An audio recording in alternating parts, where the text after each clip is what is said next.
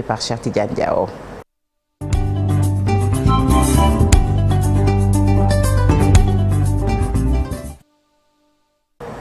On va justement parler de l'ordre de passage des candidats au contrôle des parrainages. Le Conseil constitutionnel procède ce matin au tirage au sort. Oui, Fatih, selon des sources médiatiques, 93 dossiers de candidature ont été déposés au greffe du Conseil constitutionnel. Donc le tirage au sort prévu ce vendredi, donc à partir de 10h. Pendant ce temps, le ministre de l'Intérieur, lui, s'engage pour une transparence du scrutin présidentiel.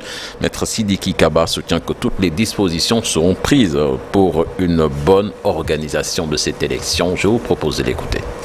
Le 25 février 2024,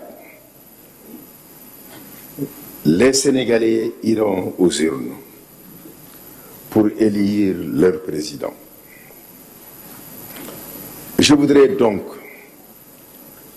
en ma qualité de ministre en charge des élections, rassurer les Sénégalais que toutes les dispositions nécessaires seront prises pour que l'organisation de l'élection présidentielle se déroule dans d'excellentes conditions.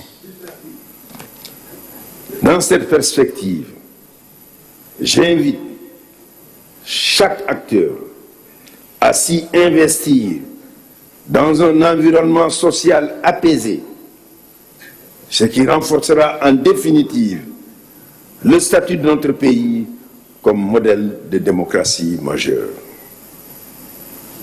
Je serai à l'écoute de tous les artisans de la paix, porteurs d'initiatives pour une paix durable. C'était Maître Sidiki Kaba, ministre de l'Intérieur, et puis les avocats d'Ousmane Sonko, ont reçu hier la notification du pourvoi en cassation de l'agent judiciaire de l'État. Et ces derniers, dans un communiqué, Fatih, soutiennent que l'État est en train de sombrer dans la décadence. Ils disent s'en remettre à la responsabilité du Conseil constitutionnel. Et puis retenez que la coalition Sonko président va investir son candidat Ousmane Sonko. Ce sera ce samedi au terrain à Capes, sur nos Fatih. Et puis Ndella Madior Diouf placée sous mandat de dépôt. Oui, la directrice de la pouponnière Kër Yirmandé, donc inculpée et placée sous mandat de dépôt hier après avoir fait l'objet de 2 retours de parquet. Elle a passé donc sa première nuit en prison. Pas moins de 5 charges donc ont été retenues contre elle. Elle est poursuivie donc pour traite de personnes, exercice illégal de fonction de médecin, mise en danger de la vie d'autrui, non-assistance à une personne en danger et obtention indue d'un certificat aux fins d'inhumation. Retenez également que les 6 nounous de Kër Yirmandé sont placés sous contrôle judiciaire.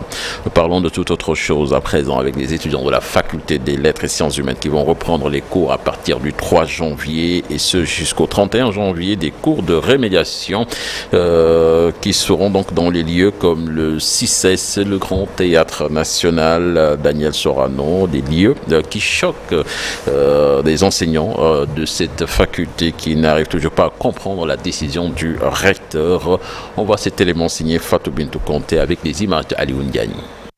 Les étudiants de la faculté des lettres et sciences humaines de l'université Cheikh Anta Diop de Dakar vont reprendre les cours à partir de ce 3 janvier et ce jusqu'au 31 janvier en présentiel. Des cours de rémédiation, mais cette fois-ci pas au campus pédagogique, mais au Théâtre National Daniel Sorano, au CICES, au Grand Théâtre, Musée des Civilisations. Il y a eu des enseignements en ligne.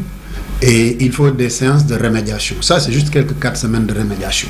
L'enseignement devrait se faire dans les lieux de culture comme Sorano, le musée, le Grand Théâtre. Mais on sait qu'on ne peut pas dire que l'université ne doit pas fonctionner en présentiel à cause des problèmes de sécurité et envoyer des dizaines de milliers d'étudiants au centre-ville à côté de... Non mais ça, personne ne peut justifier ces choses-là. Le recteur, il se cherche en réalité dans ces décisions qui n'ont absolument aucune prise sur la réalité. Il y a des calendriers qui circulent faisant croire qu'aux étudiants que très bientôt, les cours en présentiel vont reprendre du 3 au 31 janvier.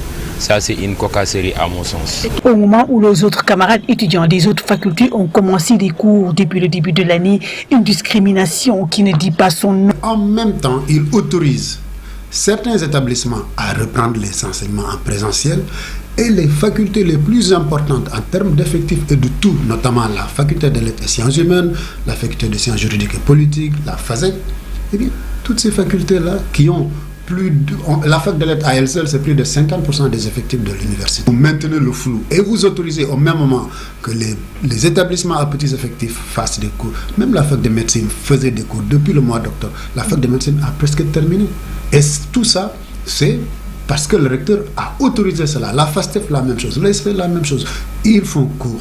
D'ailleurs, le professeur Yankoba Sidi s'indigne que les étudiants de la faculté des lettres fassent leurs examens à l'ESP ou à l'ESEA. Et vous savez où on leur demande d'aller faire les examens? À l'ESP. Alors que vous avez de grandes salles ici où les gens ne sont pas à l'étroit. Là-bas, vous mettez les gens à l'étroit dans des conditions inédites. On n'a jamais vu ça. Ça n'a aucun sens. Et c'est pourtant l'université. C'est injustifiable tout ça. On faisait ces examens dans des sites comme ESP, ESEA, FASTEF. Et ça, pour moi, c'est une absurdité à mon sens. Professeur Sidi exhorte le conseil pédagogique à faire revenir les étudiants sur le campus pédagogique sans tarder, afin de reprendre les enseignements. Fatou Bintou Conté, merci. Sport à présent, Coupe d'Afrique des Nations, la liste des 27 lions pour cette CAN 2024 attendue ce matin. Ah, ce sera tout à l'heure, donc Aliou Cissé qui fera face à la presse pour publier cette liste des 27 donc, pour représenter le Sénégal à la Coupe d'Afrique des Nations. Des incertitudes planent donc sur la participation d'Idrissa Gana Gueye, blessé, Nampalys Mendy, lui certainement qui va revenir, mais surtout Boulaye Dia. Nous parlerons de tout cela dans un plateau spécial après l'émission. Et puis vous aurez également dans le journal en Wolof le reportage de Cheikh Sadibou Diarra qui reviendra sur cette problématique au milieu de terrain de l'équipe nationale du Sénégal sur le Fatih.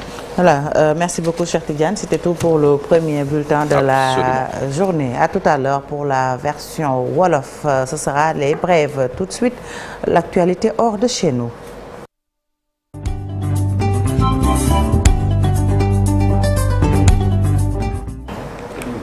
Guerre